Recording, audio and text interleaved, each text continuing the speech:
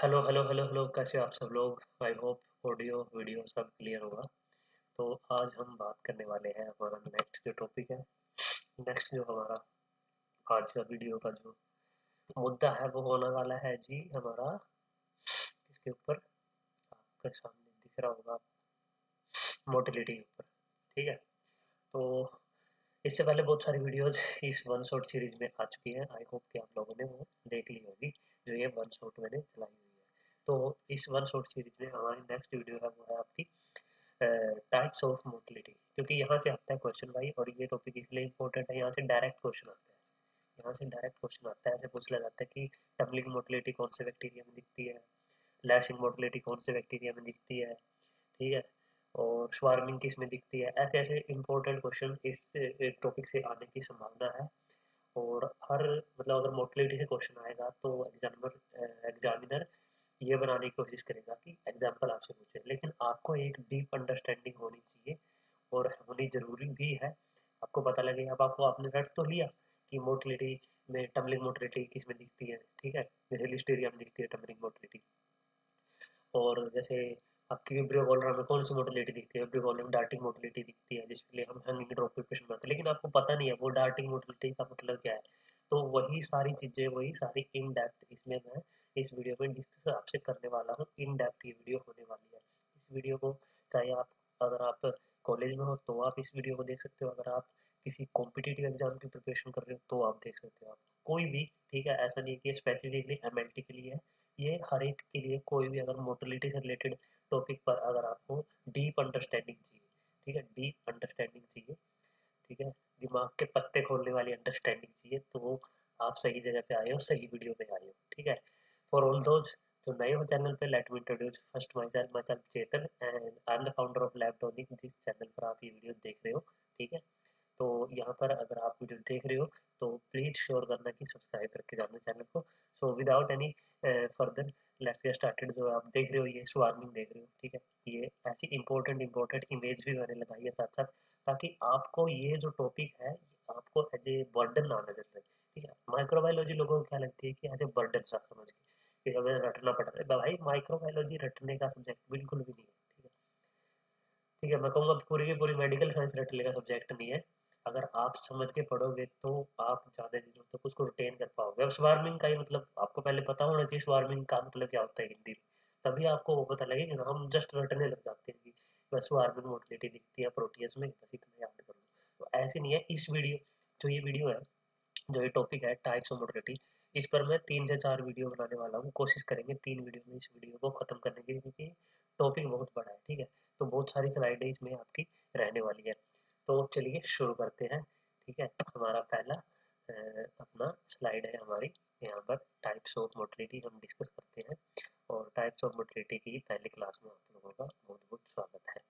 तो इस चैनल पर आपको पढ़ाई के साथ साथ मोटिवेशनल और भी बहुत सारा ज्ञान मिलता रहता है, तो जुड़े रहिएगा चैनल के साथ। तो नेक्स्ट है वो है, नेक्स्ट स्लाइड है हमारी, types of motility of bacteria. देखो, types of motility of bacteria discuss करने से पहले मैं थोड़ा सा मोटिलिटी के बारे में आपको बता देता हूँ। देखो, बैक्टीरियल मोटिलिटी है क्या। Bacterial motility is the motility केवल बैक्टीरिया में ही नहीं देखने को मिलती, ये प्रोटो जो आपके पैरासाइट्स हैं उनमें भी देखने को मिलती है।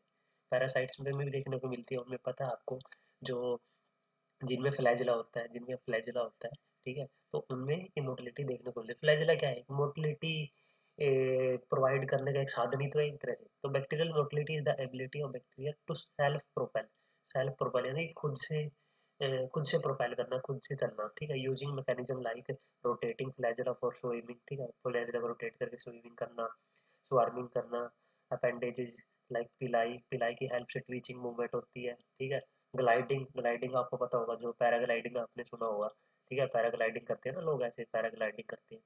तो ग्लाइडिंग स्लाइडिंग विदाउट अपेंडेजेस, जो ये ग्लाइडिंग होती है, ग्लाइडिंग और स्लाइडिंग होती है, वो विदाउट एनी अपेंडेजेस होती है, ठीक है। विदाउट एनी यानी कि इसमें कोई फ्लैजिला का काम नहीं होता, इसमें कोई पिलाई का काम नहीं होता, इसमें कोई फिमरी का काम नहीं। ग्लाइडिंग में क्या है, आपने देखा होगा ऐसे ऐसे ग्लाइड कर रहा होता है, ऐसे ऐसे, ठीक है, ग्लाइडर।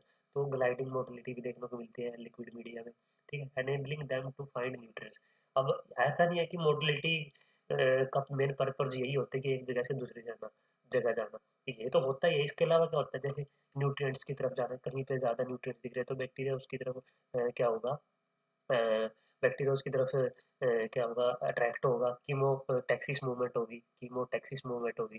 ठीक है, स्पर्म में भी क्या होता है, मोटिलिटी पाई जाती है, स्पर्म का जो फ्लैजेला है वो ऐसे ऐसे करते हुए मूव करता है ना, वो आपने यूरिन की स्लाइड देखी होगी, उसमें ऐसे ऐसे मूव कर रहा होता है। ऐसे ही फिर जब वजाइना की तरफ जब वो जाता है, मतलब जब ओवम की तरफ जाता है, जब जहाँ पर फर्टिलाइजेशन होती है, फर्टिलाइजेशन आपको पता है फ्लोपियन ट्यूब में होती है। ठीक है, एम्पुलरी इस्थमस जंक्शन पर, तो वहाँ भी तो ऐसे ऐसे ऐसे ऐसे जाता है स्पर्म, ऐसे ऐसे फिर वहाँ पे ओवा से मीट करता है और फिर फर्टिलाइजेशन होती है, तो उसमें भी मूवमेंट होती है। तो एस्केप हार्म, हार्म से एस्केप करने के लिए बैक्टीरिया को लग रहा है कि कोई दूसरा बैक्टीरिया उसके लिए हार्मफुल है, तो उससे एस्केप करने के लिए कॉलोनाइज होस्ट, होस्ट को कॉलोनाइज करने के लिए, and produce for to form biofilm, biofilm के फॉर्मेशन में भी मोटिलिटी काम आती है, crucial for their survival and infection. ठीक है, तो यही मोटिलिटी का इंट्रोडक्शन है। मोटिलिटी होती क्या है, मोटाइल, मोटाइल किसको बोलते हैं हम, जो चल फिर सके, मोटाइल। ठीक है, तो मोटिलिटी। उसके बाद एक होता है मोटिलिटी मीडिया। मोटिलिटी मीडिया के बारे में, मोटिलिटी जानने से पहले थोड़ा सा आपको पता होना चाहिए, माइक्रोबायोलॉजी में आप पढ़ रहे हो, माइक्रोबायोलॉजी वैसे भी प्रैक्टिकल सब्जेक्ट है, तो एक मोटिलिटी मीडिया होता है। मोटिलिटी मीडिया डिस्कस करने से पहले थोड़ा और मोटिलिटी के बारे में जानते हैं। देखो, bacterial motility can be observe directly on microscopic slide और it can be visualised on motility media. एक तो आप डायरेक्ट स्लाइड में देख सकते हो जब आप हैंगिंग ड्रॉप बनाते हो। ठीक है, आप वेट माउंट बनाते हो यूरिन का, यूरिन का जब आप वेट माउंट बनाते हो तो आप मोटिलिटी देख सकते हो। ठीक है, उसमें मोटिलिटी दिखती है, मोटाइल ऐसी सेल्स मतलब ऐसे जिगजैग पैटर्न में ऐसे मूव करती है। माइक्रोस्कोप स्लाइड में आप देख सकते हो, जैसे हैंगिंग ड्रॉप में आप देखते हो, और कैन बी विजुअलाइज और किसी मोटिलिटी मीडिया पे भी आप देख सकते हो motility having agar concentration of 0.5% और लेस। ये यहाँ से पॉइंट याद रखना है, जो मोटिलिटी यहाँ से, ये आपका बोनस पॉइंट है, इसको मार लो स्टार मार्क। जो मोटिलिटी मीडिया होता है उसमें अगार की कंसंट्रेशन आपसे कई बार पूछ ली जाती है, तो उसमें अगार की कंसंट्रेशन पाई जाती है 0.4, और ये PYQ है।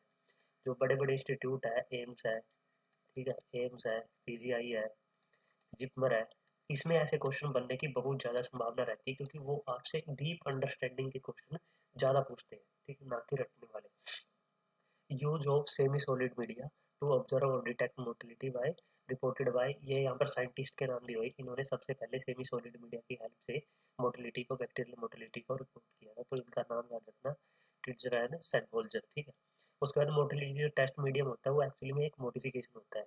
जो मोटिलिटी टेस्ट मीडियम है, मॉडिफिकेशन ऑफ देयर फॉर्मूलेशन, जो उन्होंने फर्स्ट टाइम मोटिलिटी मीडियम बनाया था, जो आज ये मोटिलिटी मीडियम यूज है, उनका क्या होता है, motility can be visualised in diffuse zone of growth flaring out from the line of inoculation. जैसे मैंने यहाँ पे एक पिक्चर ऐड करी है, ये है मोटिलिटी मीडिया जी। ठीक है, ये सेमी सॉलिड अगार है, सेमी सॉलिड अगार, ये सेमी सॉलिड अगार है। आपने मान लो यहाँ पर आपने एक बैक्टीरिया की कॉलोनी है, मान लो प्रोटीएस की है। ठीक है, प्रोटीएस की मान लो आपने ऐसे, ये मान लो आपने इनोकुलेशन लूप बना दी, ऐसे इनोकुलेशन लूप से उठाई, और जो स्टैब स्टैब वाली जो स्टेट वायर होती है, स्टेट वायर से आपने उठाई, और उसके बाद आपने क्या किया, स्टेप आपने ऐसे स्टैब कर दिया, ऐसे ऐसे मतलब जैसे घपो दिया, ऐसे मतलब घुसा देना एक तरह से बोल ले। ठीक है, तो जब आपने ऐसे स्टैब लाइन होते जो ऐसे घुसा दिया, उसके बाद जब आपने इंक्यूबेट किया इसको ओवरनाइट, ओवरनाइट इंक्यूबेट करके आपको ऐसी हैजी हैजी सी ग्रोथ देखने को मिलती है, ऐसी ऐसी इस जो इनोकुलेशन लाइन है इसके आसपास। ये हेजी हेजी सी ग्रोथ क्यों है भाई, ये हेजी हेजी सी ग्रोथ है क्योंकि बैक्टीरिया उस इनोकुलेशन लाइन से मूव किया है। अगर ऐसी हमें हेजी ग्रोथ मिलती है तो इसका मतलब हमें जो बैक्टीरिया है वो मोटाइल है। तो जैसे नॉन मोटाइल में कोई ऐसी स्ट्रेट लाइन दिखेगी आपको, और जो मोटाइल मीडिया होगा उसमें ऐसे देखो हेजी हेजी सी ग्रोथ मिलेगी, तो ये है मोटाइल मीडिया, ये पूरी वैल्यू है इसमें। तो ये मोटिलिटी टेस्ट मीडिया होता है, और यहाँ पर ये रिजल्ट इंटरप्रिटेशन दी हुई। लाइन ऑफ इनोकुलेशन इसको बोलते हैं, जहाँ पर आपने इनोकुलेट किया है। ठीक है, ये होती है line of inoculation, line of inoculation इसको बोलते हैं, जहाँ पर आपने इनोकुलेट किया है सैंपल। ठीक है, ऐसे यहाँ पर। उसके बाद यहाँ पर हैंगिंग ड्रॉप आपने पढ़ा होगा, hanging drop in motility test है प्रैक्टिकल डिफिकल्टी। ठीक है, use of culture based method like semi solid media. ठीक है, उसके बाद ट्रिप्टिकेज सर्व, इसमें क्या होता है, tryptose serve as a source of essential growth nutrients, जो हमारे इस मोटिलिटी टेस्ट मीडियम होते हैं फॉर बैक्टीरियल मॉडिफिकेशन मेटाबॉलिज्म। ठीक है, सोडियम क्लोराइड क्या करता है आपका ऑस्मोटिक इक्विलिब्रियम में काम आता है। इसलिए मोटिलिटी मीडिया के बारे में थोड़ा बताया है। ठीक है, और अगार की जो स्मॉल कंसंट्रेशन है, सॉरी, अगार की जो स्मॉल कंसंट्रेशन है वो आपकी हेल्प करती है सेमी सॉलिड नेचर क्रिएट करने में मीडिया की, ठीक है। तो bacterial motility can be observe directly by examination of to following incubation, ठीक है। Inoculation is done by stabbing, देखो लिखा भी हुआ मैंने, stabbing through the centre of medium, stab कर देना। Incubate at temperature 80 to 18 to 30 18 to 40 hours, ठीक है। उसके बाद नॉन मोटाइल ऑर्गेनिज्म, देखो लाइन ऑफ इनोकुलेशन, मेरा जो मोटाइल ऑर्गेनिज्म होंगे वे away from the line of inoculation जाएंगे और हमें मीडिया में ऐसे दिखेंगे, ठीक है। ऑल वीक और equivocal motility result can be confirmed by flagella stain, ठीक है। अगर हमें ऐसा लग रहा है कि मोटिलिटी सही ढंग से हम ऑब्जर्व नहीं कर पाएंगे तो आप यहाँ पर फ्लैजिला को भी स्टेन कर सकते हो या आप हैंगिंग ड्रॉप बना सकते हो, ठीक है। वेट माइक्रोस्कोपी आप कर सकते हो। फ्लैजिला को स्टेन करने के भी बहुत सारे मेथड होते हैं, वो मैंने डिस्कस किए हैं इसमें। जैसे कि आपका फ्लैजिला को अगर आपने स्टेन करना है तो इसके लिए आप कौन सा यूज़ करते हो, सिल्वर इम्प्रेगनेशन टेक्निक यूज़ करते हो आप, सिल्वर इम्प्रेगनेशन टेक्निक आप यूज करोगे, जिससे जो आपका जो फ्लैजिला है उसके ऊपर ऐसे सिल्वर ऐसे कोट हो जाता है, तो जिस वजह से हमें फिर माइक्रोस्कोपी में आसानी से फ्लैजिला दिख जाता है। तो सिल्वर इम्प्रेगनेशन टेक्निक आप यूज कर सकते हो। तो ये थी मोटिलिटी के बारे में थोड़ा सा इंट्रोडक्शन। देखो these movement from liquid based swimming to surface based swarming, देखो स्विमिंग किस में होगी, लिक्विड में होगी, ठीक है। स्विमिंग किस में आप करते हो, लिक्विड में करते हो, पानी में करते हो। और सरफेस बेस्ड, सरफेस पे क्या होती है, आगार पे क्या होती है, स्वार्मिंग होती है, ऐसे स्वार्मिंग दिखती है। और twitching are provided by molecular motor, इसमें मोलिकुलर मोटर का मतलब यही है कि इसमें सोडियम पोटेशियम जो आपका पंप चलता है तभी तो उसको एनर्जी मिलेगी। फ्लैजिला को भी ऐसे मूव करने के लिए, फ्लैजिला की हेल्प से फ्लैजिला को ऐसे बीट करने के लिए किस चीज़ की जरूरत होती है, एनर्जी की जरूरत पड़ती है, ठीक है। Help bacteria to explore and exploit environment, ठीक है, with specific type like flagella being water for identification. अब बात करते हैं जी आपकी टाइप्स ऑफ मोटिलिटी की। टाइप्स ऑफ बैक्टीरियल मोटिलिटी में हम सबसे पहले डिस्कस करते हैं स्विमिंग। स्विमिंग का मतलब ही क्या होता है, तैरना, ठीक है। मैकेनिज्म यहाँ पर मैंने लिखा हुआ है, bacteria use flagella like whip like filament that rotate like propeller, ठीक है। जैसे जो फ्लैजिला होता है वैसे ऐसे बीट करता है ना, जैसे मान लो ये बैक्टीरिया ऐसे ऐसे बीट करता है और फिर बैक्टीरिया आगे बढ़ता है, ठीक है। Powered by motor in the cell, जो पावर मिलती है वो मिलती है आपको फ्लैजिला की सेल एनवेलप से। फ्लैजिला का डायग्राम भी आपने पढ़ा होगा, जब आपने सेल वाला चैप्टर पढ़ा था +1 में, तो उसमें आपने फ्लैजिला का डायग्राम पढ़ा होगा। तो फ्लैजिला में क्या होता है, हुक होता है, फिलामेंट होता है, वो सारा फ्लैजिला का डायग्राम मैंने आगे ऐड भी किया है। तो इसमें क्या है कि इसमें मैकेनिज्म यही है कि एनर्जी की हेल्प से फ्लैजिला बीट करता है, आगे फिर बैक्टीरिया बढ़ता रहता है। देखो फ्लैजिला के बेस पे भी हम बैक्टीरिया को क्लासिफिकेशन करते हैं, जैसे कि जो अगर एक सिंगल फ्लैजिला है तो उसको बोलते हैं polar monotrichous flagella. Monotrichous flagella किस में पाया जाता है, आपका स्यूडोमोनास में, ठीक है। यहाँ से क्वेश्चन, भाई ये इंपॉर्टेंट टेबल है, ये इंपॉर्टेंट टेबल है, यहाँ से क्वेश्चन बनेगा ही बनेगा। तो जो पोलर मोनोट्राइकस फ्लैजिला है, यानी कि मोनो का मतलब एक, ट्राइकस फ्लैजिला के लिए वर्ड यूज होता है, ठीक है। जैसे ट्राइकोम्स होते हैं जैसे, ठीक है। ट्राइकोम्स किसमें आपने पढ़े थे, जो रेस्पिरेशन में हेल्प करते हैं प्लांट्स में, जब आपने +2 में चैप्टर पढ़े थे तो स्टेम में ऐसे ट्राइकोम्स होते हैं, ठीक है। तो वो आपने पढ़े थे, तो ट्राइकस इसी के लिए वर्ड होता है, ऐसे मिलते जुलते ही वर्ड, मतलब ऐसे कनेक्ट करके पढ़ना, ठीक है। तो ट्राइकस पोलर मोनोट्राइकस स्यूडोमोनास के लिए, ठीक है। पोलर एम्फीट्राइकस, एम्फी का मतलब क्या होता है, एम्फी का मतलब होता है बोथ, यानी कि दो। एम्फीबियंस, जैसे आपने पढ़ा होगा एम्फीबियंस, एम्फीबियंस, ठीक है। एम्फीबियंस कौन से होते हैं, जो कि पानी में भी रह ले और जो कि सोयल में भी रह ले। तो एम्फी का मतलब होता है टू। तो एम्फी में देखो यहाँ पर ये क्या है, स्पाइरलम बैक्टीरिया है, और इसमें ये देखो दोनों साइड क्या है, ये फ्लैजिला है। तो एम्फीट्राइकस का मतलब होता है दोनों साइड फ्लैजिला, ठीक है। यहाँ पर आप देख रहे हो दोनों साइड है। एम्फीट्राइकस स्पाइरलम पर पाया जाता है फ्लैजिला, ठीक है। लोफोट्राइकस, लोफो का मतलब होता है बंच में, जैसे एक साइड बंच में है बहुत सारे, ठीक है, इसको बोलते हैं लोफोट्राइकस। लोफोट्राइकस भी स्पाइरलम में ही पाया जाता है। उसके बाद पेरिट्राइकस, पेरिट्राइकस का मतलब क्या है कि चारों तरफ, जैसे ये सेल है इसके चारों तरफ फ्लैजिला है, जैसे ये चारों तरफ फ्लैजिला है, तो इसको बोलते हैं पेरिट्राइकस, ठीक है। पेरिट्राइकस ये यहाँ पर प्रोटीएस की पेरिट्राइकस स्ट्रेन यहाँ पर ये दिखाया है, जैसे ये इलेक्ट्रॉन माइक्रोस्कोप की पिक्चर लगाई, ये सारे के सारे फ्लैजिला आप जो देख रहे हो ऐसे, ये सारे के पेरिट्राइकस फ्लैजिला, ठीक है। पेरिट्राइकस फ्लैजिला किस किस में पाया जाता है वो मैंने अगली स्लाइड में ऐड किया है, यहाँ तो सिर्फ मैंने एक ऑर्गेनिज्म ही बनाया आपको, सेलुलोज और प्रोटीन, ठीक है। तो ये इलेक्ट्रॉन माइक्रोस्कोपी का डायग्राम था। तो ये आपको याद रखना है, lophotrichous, amphitrichous, peritrichous, polar flagella, ठीक है। तो पेरिट्राइकस फ्लैजिला, तो ये सारी चीज़ें आपको याद रखनी है। नेक्स्ट है वो है, मैंने यहाँ पर फ्लैजिला का ये फ्लैजिला की एक छोटा सा डायग्राम भी रखा है, जैसे जो ये होती है, तो सबसे पहले क्या होती है, आप सेल मेम्ब्रेन होती है, सेल वॉल होती है, तो फिर ये कहाँ पर सेल एनवेलप जो होता है बैक्टीरिया में, उसमें जो ये आपको याद रखनी है, फ्लैजेला के पार्ट, ये फिलामेंट होता है, हुक होता है, फिर उसके अंदर अलग अलग ये रिंग होती है, एल रिंग, ठीक है, पी रिंग। इतना तो डीप नहीं पूछेगा आपसे, बस आपको याद रखना कि फिलामेंट, हुक, फिलामेंट, ये इसके पार्ट होते हैं, ठीक है, ठीक है। तो cell move in aqueous environment often run and tumble pattern to find favourable condition, like देखो मैंने बताया था ना, कीमोटैक्सिस, कीमोटैक्सिस जो स्विमिंग के ऐसे, मान लो कहीं कहीं कोई केमिकल अट्रैक्ट कर रहा है बैक्टीरिया को, तो ऐसे ऐसे स्विम करता हुआ जाएगा। तो स्विमिंग किस में मिलने को मिलती है आपको? इकोलाई में और सैल्मोनेला में आपको देखने को मिलती है। नेक्स्ट वो है आपका, स्विमिंग के बाद आता है हमारा मोस्ट इम्पोर्टेंट आता है स्वार्मिंग, जो आपने जनरली पढ़ा होगा मोटिलिटी, जब आप टॉपिक पढ़ते हो तो स्वार्मिंग के बारे में आपने जरूर पढ़ा होगा। तो स्वार्मिंग का मैकेनिज्म क्या होता है, आपको सबसे पहले ये पता होना चाहिए स्वार्मिंग का मैकेनिज्म क्या होता है। तो स्वार्मिंग का जो मैकेनिज्म होता है वो होता है कोऑर्डिनेटेड मूवमेंट, यानी कि एक कोऑर्डिनेशन में मूवमेंट होता है मैनी सेल्स, ठीक है, बहुत सारी सेल्स का कोऑर्डिनेशन में मूवमेंट। जैसे यहाँ पर ये आप जो देख रहे हो, बहुत सारी सेल्स ऐसे जब कोऑर्डिनेशन में मूवमेंट करती है तभी आपको ऐसी विजिबल आपको ग्रोथ देखने को मिलती है, ठीक है। तो coordinated movement of many cells in a thin liquid layer on surface, ये सरफेस के ऊपर दिख रही है ना हमें, ये हमें ग्रोथ किसके ऊपर दिख रही है? ये हमें सरफेस के ऊपर दिख रही है, ऐसे ये ग्रोथ हमें हमें सरफेस के ऊपर दिख रही है। तो कुछ जो मोटिलिटी होती है वो सरफेस के ऊपर देखी जाती है, और कुछ मोटिलिटी होती है जो मीडिया के अंदर देखी जाती है, जैसे मोटिलिटी मीडिया में। तो ये क्या है? ऑन सरफेस है, ठीक है, पावर्ड बाय फ्लैजिला। तो स्वार्मिंग में भी जो काम आएगा वो आएगा आपका फ्लैजिला। कोऑर्डिनेटेड मूवमेंट है बहुत सारी सेल्स की, जिस वजह से क्या होगा, सरफेस पे होगी। उसके बाद देखो, often involves cell elongation and form complex pattern। Significance इसकी क्या है स्वार्मिंग की? जो रेजिस्टेंस आता है एंटीमाइक्रोबियल से, वो ये एक तरह की सिग्निफिकेंस है स्वार्मिंग की, ठीक है, इंक्रीज रेजिस्टेंस टू एंटीमाइक्रोबियल से रेजिस्टेंस प्रोवाइड करता है। एग्जांपल, हाँ यहाँ से क्वेश्चन आएगा भाई, क्वेश्चन यहाँ से आएगा, पूछ लेते हैं कि प्रोटीएस में कौन सी मोटिलिटी देखने को मिलती है। तो प्रोटीएस में आपकी स्वार्मिंग मोटिलिटी देखने को मिलती है, और बैसिलस सीरस में भी स्वार्मिंग देखने को मिलती है, क्लोस्ट्रिडियम टेटनाई में भी स्वार्मिंग देखने को मिलती है। तो ये आपको तीन एग्जांपल याद रखने स्वार्मिंग के, Bacillus cereus, Clostridium tetani and आपका Proteus mirabilis and Proteus vulgaris, ठीक। तो ये प्रोटीएस की है।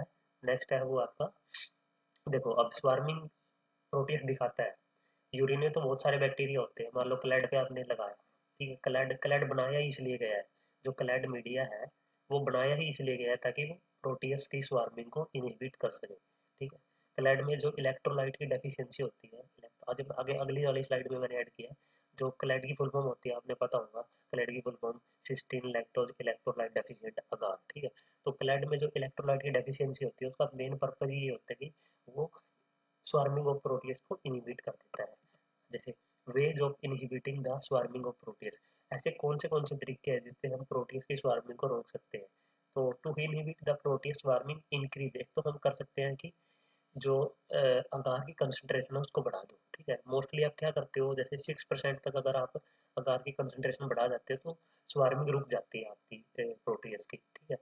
मोस्टली आप किसके लिए, मोटिलिटी के लिए आप 0.4% यूज करते हो। उसके बाद ड्राई द अगार सरफेस को अच्छे से ड्राई करो। यूज ऑफ क्लैड, देखो यहाँ पे लिखा भी हुआ यूज ऑफ क्लैड का मीडिया यूज करना है, या आपको मैकोंकी मीडिया यूज करना है, मैकोंकी में भी स्वार्मिंग रुक जाती है प्रोटीज की। और add chemical like boric acid आप ऐड कर सकते हो, ईडीटी आप ऐड कर सकते हो, सल्फोनामाइड आप ऐड कर सकते हो, केमिकल आप ऐड कर सकते हो, या इवन एल्कोहल भी अगर आप ऐड कर सकते हो। तो क्योंकि स्वार्मिंग किस वजह से होती है भाई, स्वार्मिंग फ्लैजिला की वजह से होती है, ठीक है, फ्लैजिला और सरफेस मॉइस्चर की वजह से स्वार्मिंग होती है। तो अगर आप ऐसे ही किसी भी कंडीशन को अगर आप अल्टर कर दोगे, चेंज कर दोगे, तो वो क्या करेगा, इनहिबिटरी पैटर्न उसका होगा, जिस वजह से मोटिलिटी होगी वो रुक जाएगी, यानी कि डिस्टर्ब हो जाएगी। तो ये सारे सारे वेज है मीडिया मीडिया के लिए। अगर देखो, इंक्रीज अगार कंसेंट्रेशन को आप बढ़ा दो अप टू 66%, अगर आप बढ़ा दोगे अगार कंसेंट्रेशन, तो फिजिकली जो मूवमेंट होगी वो रेस्ट्रिक्ट होगी। और भाई यहाँ से आता है क्वेश्चन, ये पी वाई क्यू है, जहाँ जहाँ पी वाई क्यू आता रहता है मैं आपको बताता रहता हूँ। अगार की कंसेंट्रेशन इंक्रीज करने से आपकी जो स्वार्मिंग है प्रोटीज की रुक जाएगी। उसके बाद ये तरीका आप सबको पता होता है, ये तरीका तो सबको पता है कि अगार की कंसेंट्रेशन बढ़ा दो। अब जो और तरीके आगे मैं बताने वाला हूँ वो सबको नहीं पता होता, वो सिर्फ और सिर्फ अगर आपने ऐसी वीडियोस देखी हैं तो आपको पता होगा, अगर आपने डीप अंडरस्टैंडिंग से कंसेप्ट को पढ़ा है।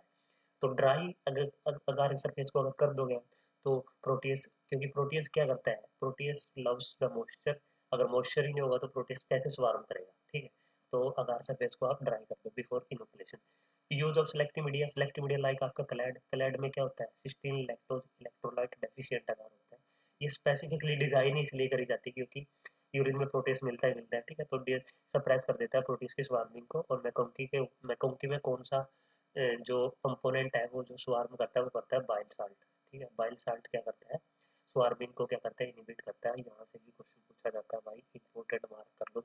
ये टॉपिक ही इतना इंपॉर्टेंट, आप बोलोगे सर कमाल करते हो, सारे के सारी चीज इंपॉर्टेंट बता रही हो, क्या करूँ भाई, यहाँ से क्वेश्चन पूछा जाता है, मैं भी मजबूर हूँ, ठीक। नेक्स्ट है वो है आपका केमिकल इनिबिटर। केमिकल में तो जैसे मैंने आपको बता ही दिया कि बोरिक एसिड आप ऐड कर सकते हो 0.1%, ठीक है। बोरिक एसिड आप ऐड कर सकते हो बोरोन पॉलीसैकेराइड में, जिस वजह से वो फ्लैजेला को क्या करता है, डिस्टर्ब कर देता है। ईडीटी आप ऐड कर सकते हो क्योंकि स्वार्मर डिफरेंशिएशन को वो इनहिबिट कर देता है, ठीक है। Ethyl diamine tetraacetate. सल्फोनामाइड भी ऐड कर सकते हो आप, ठीक है, ये ड्रग है। उसके बाद यूरिया आप ऐड कर सकते हो। ये वो सारे केमिकल है। देख लो गाइस, आपके लिए कितनी मेहनत में ये कंटेंट ऐसे नहीं बनता भाई, इसके लिए मेहनत लगती है, इसके लिए रिसर्च लगती है, इसके लिए टाइम लगता है। ये जो स्लाइड आप देख रहे हो ऐसे नहीं बनती है, तो प्लीज़ शेयर किया करो कंटेंट को। अगर थोड़ा अभी दम लगता है कंटेंट में तो शेयर किया करो, ठीक है। तो यूरिया आप ऐड, यूरिया की कंसेंट्रेशन आपको कितनी ऐड करनी है, वो करनी है 0.5 से 1.5%। Can restrain swarming. Tannic acid आप ऐड कर सकते हो। टैनिक एसिड कितना, 0.02% स्वार्मिंग को इनिबिट कर देता है, ठीक है, क्योंकि बाइंड कर लेता है वो सेल वॉल के प्रोटीन से। सेल वॉल के प्रोटीन से बाइंड करेगा। अब फ्लैजेला किससे अटैच है, सेल वॉल से ही तो अटैच है। अल्कोहल आप 5 to 90% ethanol treating plates with alcohol, तो वो भी क्या कर देता है, स्वार्मिंग को इनिबिट कर देता है। साइकोट्रोपिक ड्रग आप यूज कर सकते हो, जैसे आपकी प्रोमेथाजिन है, इमिप्राजिन है, ये सारे क्लोरोफॉर्म, ये सारे के सारे स्वार्मिंग को इनहिबिटरी कंसेंट मतलब कि स्वार्मिंग को इनहिबिट करेंगे।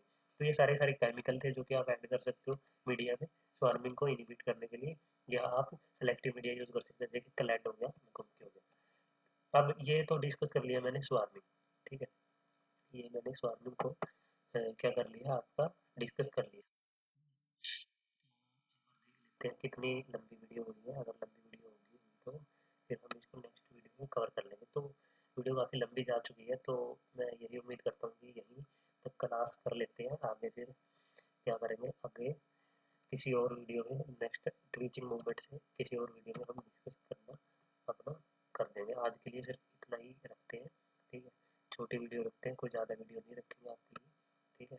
अगर अभी तक आप मोटिलिटी अगर आपको समझ आ गई है तो आप इसको लाइक कर सकते हो वीडियो को, ठीक है। अगर चैनल पर पहली बार वीडियो देख रहे हो तो सब्सक्राइब कर लेना, ठीक है, सब्सक्राइब कर लेना। अगर थोड़ा भी कंटेंट हेल्पफुल लग जाता है तो शेयर कर देना किसी भी, जितने भी सोशल मीडिया आप ग्रुप्स में एडिड हो मेबिलिटी से रिलेटेड, सभी में शेयर कर देना ताकि और लोगों तक भी कंटेंट पहुँचे। अगर आप फिर भी कोई आपकी डाउट है, क्वेरी है, ठीक है, मैसेज करना है तो ये मेरी आईडी है, मुझे फॉलो कर लेना इंस्टा पे, और फॉलो करके मैसेज कर देना। जेन्युइन अगर आपकी क्वारी होगी तो मैं ज़रूर आपकी क्वारी को लूँगा, अगर आपकी जेन्युइन होगी। नहीं तो मतलब डाउट डाउट डाउट हो तो फिर आप कमेंट बॉक्स में भी आप अपना डाउट छोड़ सकते हो, अगर आप इंस्टाग्राम यूज़ नहीं करते हो तो कमेंट बॉक्स में डाउट छोड़ देना। टेलीग्राम का चैनल ज्वाइन कर लेना। फेसबुक अगर चलाते हो तो हमें लाइक कर सकते हो, फॉलो कर सकते हो। तो आपसे न्यू वीडियो में मुलाकात होगी मोटिलिटी से रिलेटेड। तब तक के लिए गाइस पढ़ते रहिए। और किसी भी सब्जेक्ट में अगर आपको अच्छे से समझना है, कोई भी सब्जेक्ट अगर आपको लैब रिलेटेड समझना है तो आप कमेंट बॉक्स में हमें बता सकते हो, ठीक है। तो आपसे न्यू वीडियो में मुलाकात होगी, तब तक के लिए दोस्तों पढ़ते रहिए, मेहनत करते रहिए। जय हिंद।